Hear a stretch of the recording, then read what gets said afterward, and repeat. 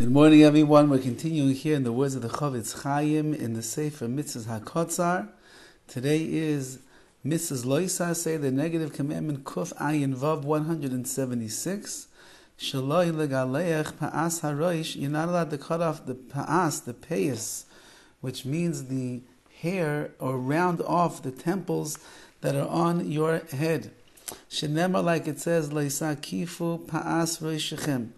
Do not round off the corners that are on the temples of your head. V'chayev al kol peah upeah. And for each one that you round off, there's two of them, you'll be obligated for transgressing. Which means the fikach ha-megalech shteitz da'ov. Somebody who shaves off both sides of the peahs on the temples, afilu b'bas achas, even if you're able to do it all at once, which means I guess you have two separate razors and you're shaving both sides at the same time, you might have thought perhaps it's considered one prohibition. Says the Chavetz Chaim, it's two prohibitions, and therefore loikesh shtayim, you're going to get two sets of lashes. Bein shegilach hapeos levad, whether you just round off the corners of the temples, bein shegilach kol harosh ke'echad, or you shave down the entire head. Either way, in such a case, you shaved off both temples, you rounded them off, and therefore you're going to get two sets of lashes. Now says the Chavetz Chaim, v'davke isha megalech leike. It's specifically the person who does the shaving that's going to get the lashes. Because he's the one that's actually doing the act of rounding off the corners, rounding off the payas of one's head.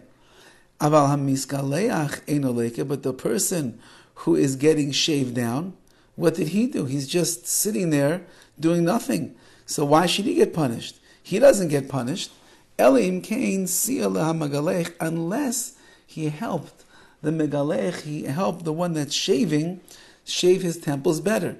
So I would imagine that if you're sitting in the barber's chair and the barber says, can you turn your head to the right, turn your head a little bit to the left, you hold it in place, so then you're considered to be Messiah, you're considered to be helping over here, this person to be able to shave your temples better.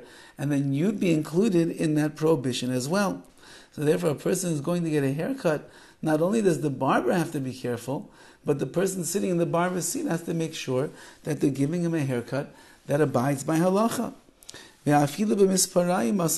Even if you just use scissors, which is not going to get as close as a razor, nevertheless, it could still cut rather close. You can also transgress this prohibition. A woman doesn't have a prohibition. Her hair, she could shave off the temples of her hair. But she's not allowed to be the barber who shaves off and rounds off the corners of the temples on a man. Even if she wants to cut the hair of her child who's under the age of bar mitzvah, you can't do that either. She's not allowed to be involved in cutting off the Paos Roisha of anyone. This is something that applies everywhere, all the time, and as the Chavetz Chaim just explained, a woman is also bound by the prohibition of being the barber of such a haircut. And that's really what you see when you see that there are religious Jews that have what's called Paos. They have the long side locks. The Hasidim are known for very long ones. Other ones are known for some that will tuck more behind the ears. What is the purpose of that? Since the Torah says not to cut off your side locks, not to cut off the hair, shave it off, the hair that's on the temples of your head. So in order to beautify this mitzvah and to display that we are specifically not cutting off the corners of our hair, therefore there are those that are particular to make sure that they have payas that show, and that is the reason behind it's beautifying the mitzvah.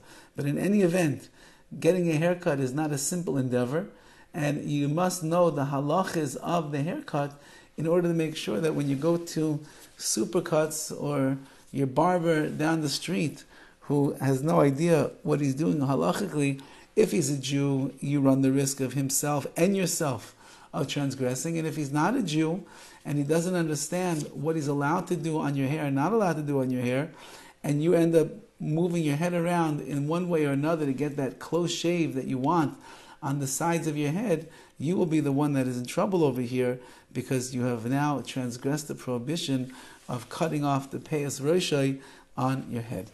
Have a wonderful day.